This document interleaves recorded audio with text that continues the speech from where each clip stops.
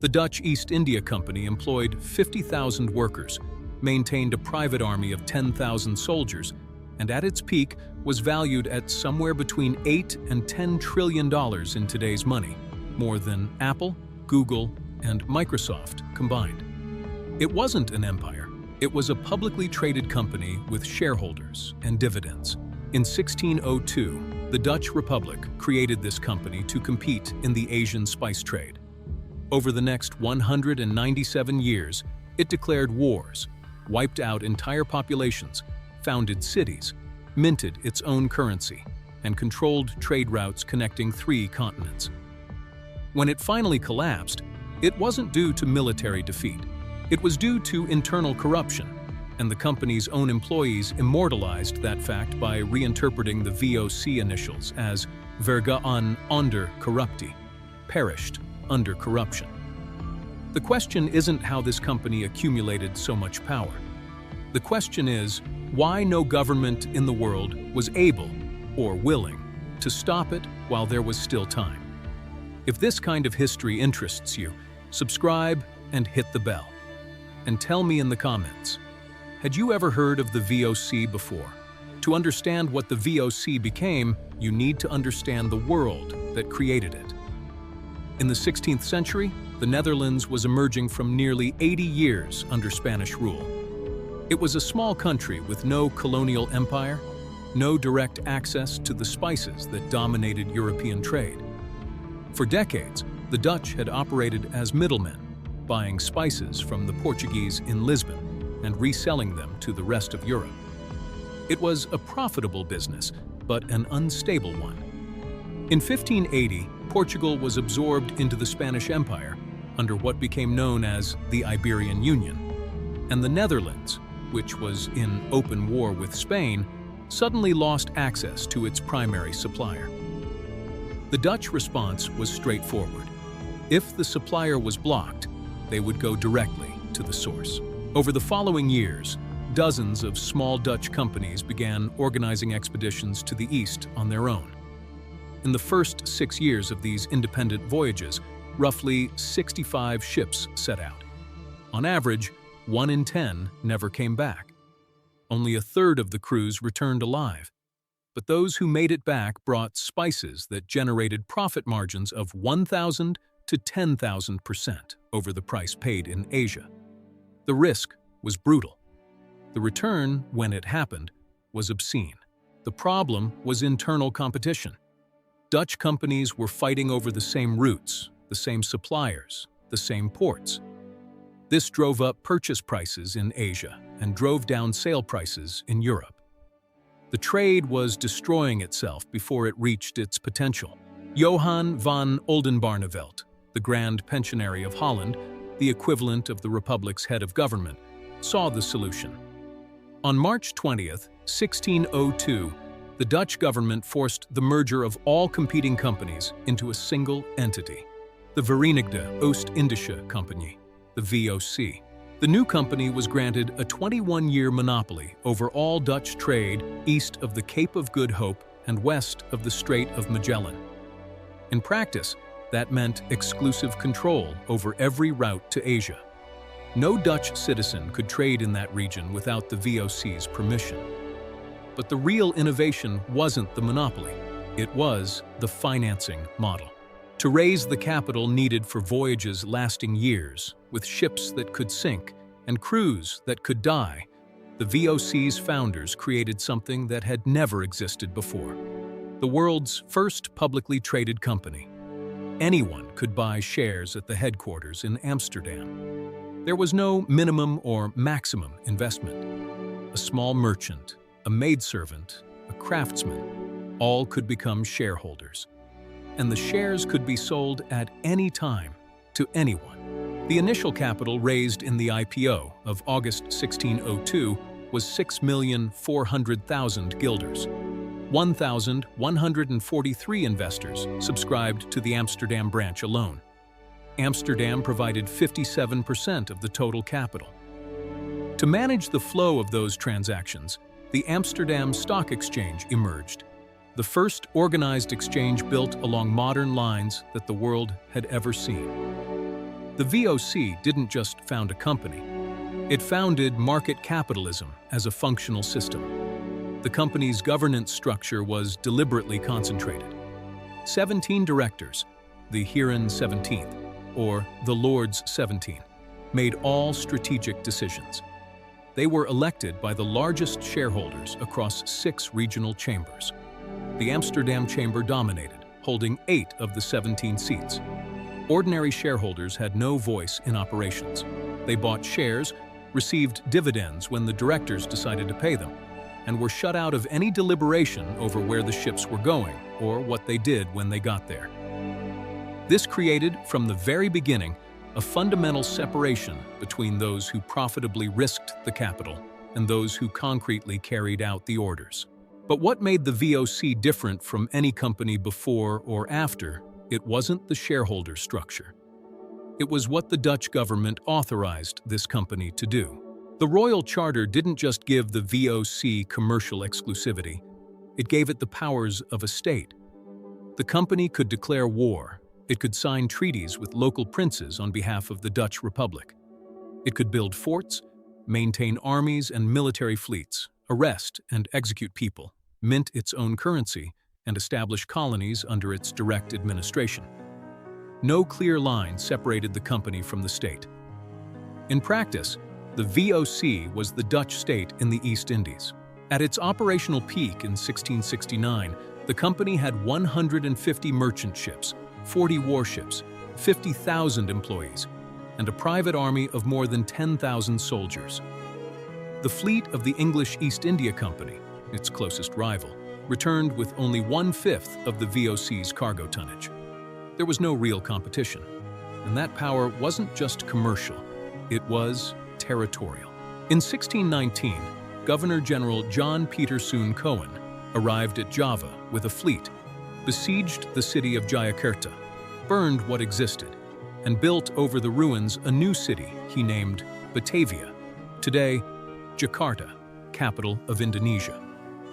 Batavia became the administrative headquarters of the VOC's entire commercial empire in the East. Cohen's method was simple and undisguised. In a letter to the directors in Amsterdam, he wrote that trade and war were inseparable. The company could not conduct trade without war, nor war without trade. The Lords 17 read the letter, filed it away, and kept Cohen in his position. The most profitable product the VOC controlled was nutmeg. Nutmeg grew in only one place in the world, the Banda Islands, a tiny archipelago at the far eastern edge of present-day Indonesian territory.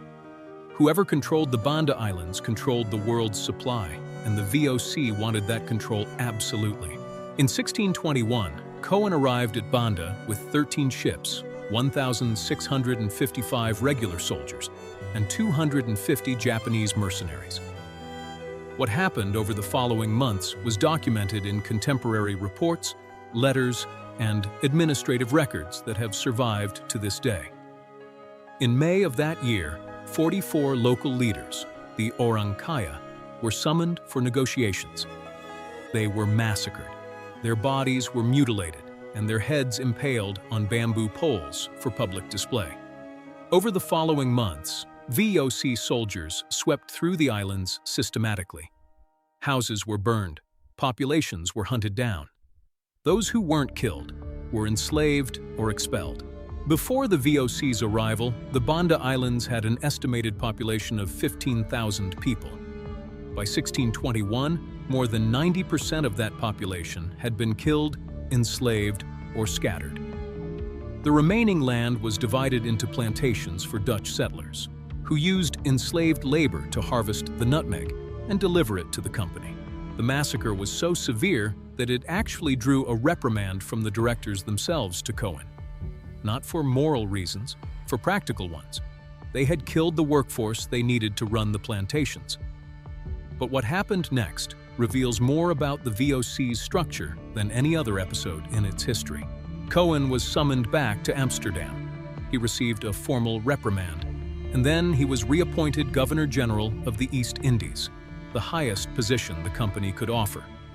He returned to Batavia and governed the VOC's colonial empire for another decade. The company didn't protect its profits in spite of its crimes. That wasn't an exception in the VOC's operations. It was the system. In 1623, company officials on Amboina arrested, tortured, and executed 10 employees of the English East India Company, along with Japanese and Portuguese auxiliaries, on charges of conspiracy. The episode became known as the Amboina Massacre and strained diplomatic relations between the Netherlands and England for decades. On Dejima, a small artificial island in the port of Nagasaki, the VOC maintained the only European trading post authorized in Japan for more than 200 years, from 1641 to 1853. Dutch employees lived confined to that island, forbidden from setting foot on Japanese soil. In exchange, they had absolute exclusivity over the trade of Japanese silver and copper to Europe. It was a gilded prison that no competitor could replicate. The company monopolized not just spices, but coffee, tea, tobacco, silk, porcelain, and saltpeter. It controlled prices across 3 continents simultaneously. It paid average dividends of 18% per year for nearly 2 centuries, a financial performance no modern company has come close to sustaining over that period. And while all of this was happening, a vulnerability was quietly growing inside the structure. The VOC never published financial reports. The directors argued that shareholders wouldn't be able to understand the numbers anyway. The accounting records survived only partially and are nearly impossible to interpret. This was not an administrative failure. A company that doesn't report cannot be held accountable. The employees understood that logic better than anyone. Embezzlement was endemic. Employees bought spices on their own account, sold them personally in Amsterdam, and pocketed the difference. Regional managers built bribery networks with local merchants. Nepotism was systemic. The Lords 17 appointed relatives to lucrative positions with no competency requirements whatsoever. When actual profits fell, the directors paid dividends out of capital, not earnings, to prevent the stock price from collapsing. The company was consuming itself from the inside, while the share price sustained the illusion of health. And then came the wars. The Netherlands fought England in 4 naval wars over the 17th and 18th centuries. The Fourth Anglo-Dutch War, from 1780 to 1784, was devastating. The Royal Navy captured VOC ships and trading posts on a scale the company could not absorb. Routes were disrupted, revenues plummeted, military costs kept climbing, and the debt, which had been growing for decades, became unpayable. The company that had built the world's first stock market was now deceiving the very shareholders who sustained it. In 1796, the Dutch government, itself under pressure from the Napoleonic Wars, nationalized the VOC. It took over the assets, it took over the debts. And on December 31st, 1799, the royal charter was formally revoked. The most powerful company the world had ever created was dissolved by decree, 197 years after its first IPO. Its employees had long known what had happened. The initials VOC, which stood for Verenigde Oost-Indische Compagnie, had been repeated among them with another meaning: vergaan onder corruptie, perished under corruption. What remained was absorbed by the Dutch crown. The territories the VOC had conquered, including what would later become Indonesia, continued as Dutch colonies for more than 150 years. The legacy of the system outlasted the company by generations. And here is the detail that corporate history rarely mentions. The VOC was not an anomaly. It was a blueprint. The English East India Company was founded 2 years earlier, in 1600, with initial capital of just £68,000, a fraction of the VOC's. But it learned from the Dutch model, refined its methods, and eventually governed 200 million people on the Indian subcontinent, fought its own wars, carried out its own massacres, and collapsed under its own contradictions. The Mississippi Company in France and the South Sea Company in England copied the VOC's shareholder structure to create speculative bubbles that collapsed simultaneously in 1720, destroying fortunes in two countries at once.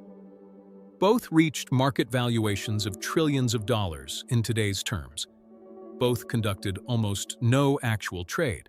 The mechanism was always the same: concentrated power, absence of accountability, and a structure that separated those who profited from those who executed. When the debate over regulating large companies comes up today, it is often treated as a new question, born of the digital age. But the Amsterdam Stock Exchange banned and then lifted the ban on short, selling 5 separate times in the 17th century, trying to contain market manipulation without destroying liquidity. The dilemma between regulating and not stifling has no 400-year-old solution because it has no 400-year history of serious effort. The VOC proved that a company can have an army, mint currency, found cities, execute people, and govern entire territories, and still be listed on an exchange, pay dividends, and have shareholders who never laid eyes on any of the countries where all of it was happening. The question that remains isn't about the past, it's about the present. If you want to keep understanding how this mechanism works throughout history, subscribe. Every episode is one piece of the same puzzle. Hit like if this story changed something in the way you see corporate power. And tell me in the comments, which company today do you think looks most like the VOC?